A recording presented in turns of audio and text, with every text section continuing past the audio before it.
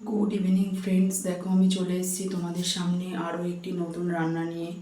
আমি আমার এই চ্যানেলটাতে তোমাদের সকলকে স্বাগত জানাই। তোমরা নিশ্চয়ই সবাই সুস্থ আছো, ভালো আছো, আমিও ভালো আছি। তো আমি আর বেশি কথা না বলে চলে যাব সরাসরি রান্না পর্বে। আমি যে রান্নাটা তোমাদের আজকে দেখাবো তার জন্য আমি কোন পরিমাণে কী কী জিনিস নিয়েছি তো সেটা তোমাদের সঙ্গে আমি শেয়ার করে নেব প্রথমে। তো প্রথমেই দেখিয়ে দিই, এই চামচটার পরিমাণে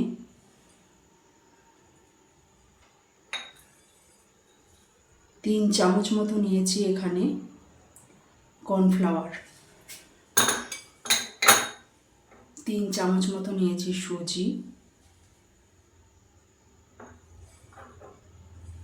3 চামচ নিয়েছি চালের গুঁড়ো,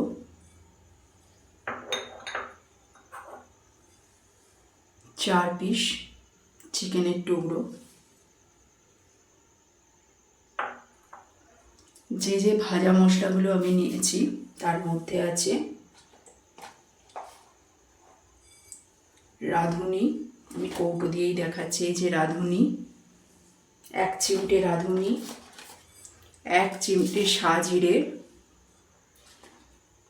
1 চিমটে কাশ্মীরি লঙ্কার গুঁড়ো আর 1 চিমটে কালো জিরে। আর যে নুন দুটো আমি ইউজ করেছি, একটা সাদা নুন আর একটা লাল নুন, যাকে বলি বিট নুন, আর ইউজ করেছি বেকিং সোডা, হলুদ গুঁড়ো, গরম মশলার গুঁড়ো, আলুর দমের মশলা,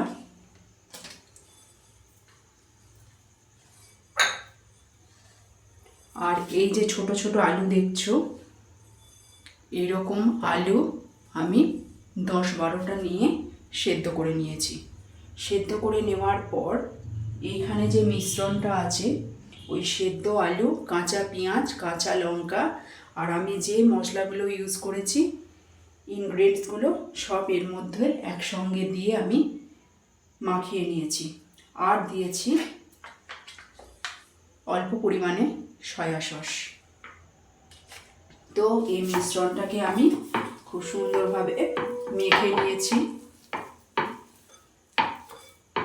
আর এখানে দেখো আমি ইন্ডাকশানে তাওয়া চাপিয়ে দিয়েছি, তেলটা অর্ধেক গরম করে নিভিয়ে দিয়েছি, কেননা ইন্ডাকশানের একটা আওয়াজ, সেটা আমার কথাগুলোকে খুব আস্তে শোনায়, বোঝা যায় না, অস্পষ্ট লাগে। সেই জন্য আমি ইন্ডাকশানটাকে অল্প কড়াটা তেলটা গরম করে ইন্ডাকশানটাকে এখন অফ করে রেখে দিয়েছি। তো আমি এই শেপগুলো এইভাবে দিয়ে নিচ্ছি।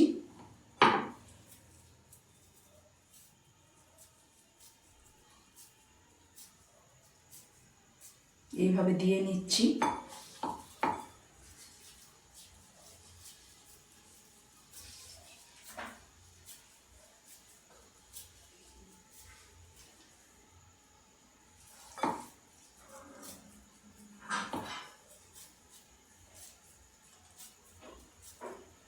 এইভাবে কড়াতে, এই সময় এইভাবে কড়াতে দিলে তো হবে না, এইভাবে শেপগুলো দেওয়ার পর আমি এই মাংসর পিসগুলোকে এটাকে সরিয়ে দেব।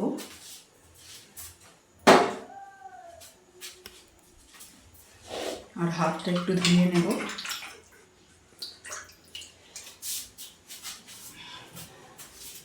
এখন আমি একটু গরম তেলটাতে হাত দিয়ে একটু হাতে নিয়ে নেব, যাতে এইগুলোতে পুর দিতে আমার অসুবিধা না হয়, হাতে লেগে না যায়।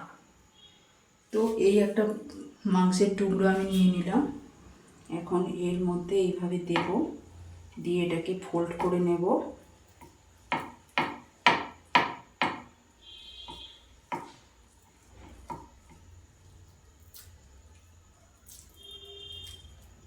দিয়ে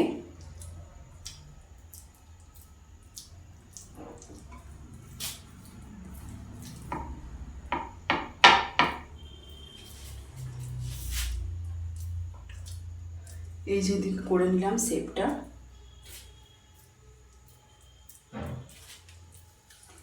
এই যে পরিমাণ সুজি, চালের গুঁড়ো আর কর্নফ্লাওয়ারের গুঁড়ো, এই আর আলু, পেঁয়াজ, কাঁচা লঙ্কা আর এই মশলাগুলো দিয়ে আমি এই মিশ্রণটাকে মেখে নিয়েছিলাম। তো সেটা আলাদা আলাদা করে তোমাদের সামনে দেখিয়ে দিলাম যে কতটা কী পরিমাণ আমি নিয়েছিলাম। তো আমার এখানে এই একটা গড়া হয়ে গেল। তো আমি আরও একটা গড়ে নেব, এরকম চ্যাপটা করে নেব।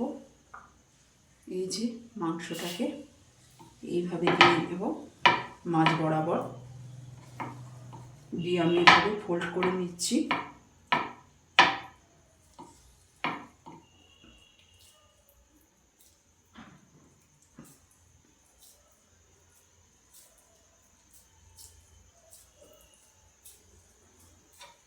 দিয়ে এরকম করে নিলাম। আমার দুটো বড়া হয়ে গেল। আবার আমি এরকম চ্যাপটা করে নিলাম, করে আবার এরকমই আর একটা মাংসের টুকরো আমি এর মধ্যে দিয়ে দিলাম।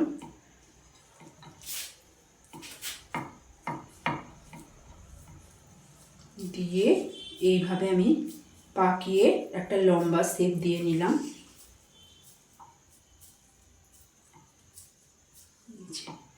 এই লম্বা শেপ দিয়ে নিলাম, দিয়ে এরকম করে দিলাম। দেখতেই পাচ্ছ তিনটে হয়ে গেল।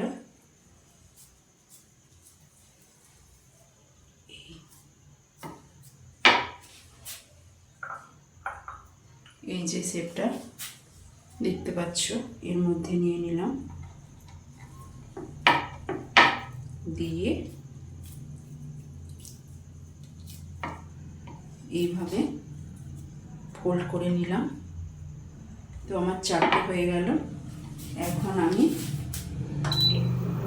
ইন্ডাকশানটা অন করে নিলাম। কড়ার তেল গরম হলে আমি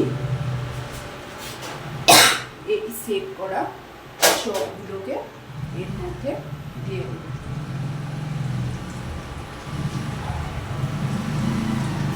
তো আমি এগুলো একটু পাশে সরিয়ে রাখছি।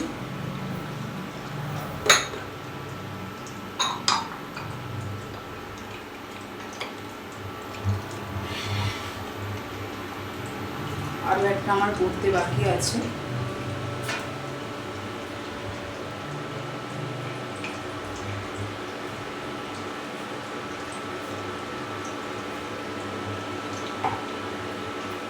দেখো শেপগুলো ঠিক এরকম হয়েছে।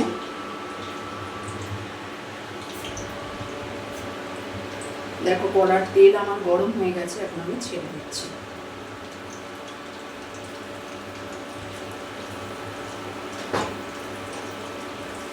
ছেড়ে দিলাম, এটাকেও ছেড়ে দিলাম।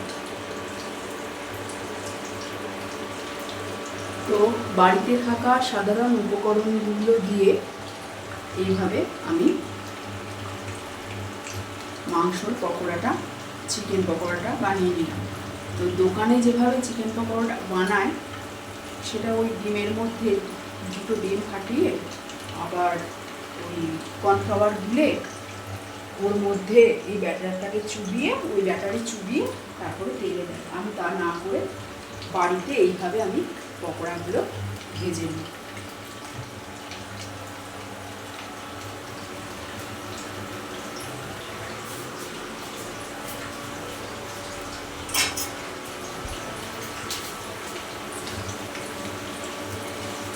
তো বন্ধুরা, আমি তোমাদের কীভাবে এই পকোড়াটা বানাই তোমাদের সবাই দেখিয়ে দিলাম। তো এখানে আমি চারটে পকোড়া আগেই ভেজে রেখে দিয়েছিলাম, ঠিক এই একই প্রসেসে, কিন্তু তোমাদেরকে আমি দেখিয়ে দিলাম যে আমি কিভাবে পকোড়াগুলো ভাজি। ঠিক এইভাবে পকোড়াগুলোকে গড়ে নিয়ে তেলটা খুব ভালো করে কড়ায় গরম করে তারপর এই পকোড়াগুলোকে এইভাবে ছেড়ে দিয়ে ভালোভাবে লাল করে ভেজে নিয়ে তারপর এই টমেটো সস দিয়ে আর এই ভাজা পকোড়াগুলোর ওপর বিট নুন ছড়িয়ে সার্ভ করব। সো বন্ধুরা, আমি আমার এই ভিডিওটাকে আর দীর্ঘ করব না। আমার এই ভিডিওগুলো যদি তোমাদের ভালো লাগে, আমার এই চ্যানেলটা যদি তোমাদের ভালো লাগে, তাহলে তোমরা অবশ্যই লাইক, কমেন্ট, শেয়ার এবং সাবস্ক্রাইব করে আমার পাশে থাকবে। পাশে থাকা বেল আইকনটাকে প্রেস করে দেবে, যাতে অল নোটিফিকেশানগুলো তোমরা পেয়ে যাও। আর তোমরা এইভাবেই আমাকে হেল্প করবে, আমার পাশে থাকবে। সো বন্ধুরা, আমার এই চপগুলো ভাজা হয়ে গেছে, আর বাকি যে চপগুলো তোমাদের সামনে আমি করে দেখালাম সেগুলো দেখো প্রায় ভাজা হয়ে এসছে।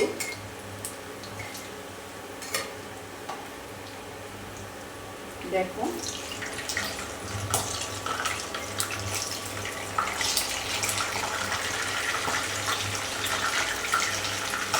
তো বন্ধুরা, আমি আর ভিডিওটাকে দীর্ঘ করব না।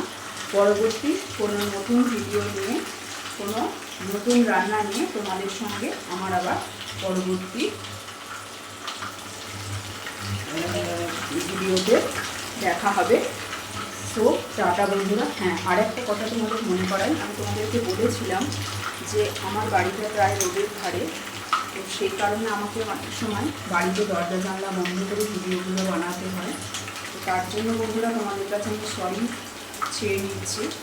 তো আর বেশি কিছু বলবো না, তোমরা এইভাবে আমার পাশে থেকো, আমাকে সাহায্য করো।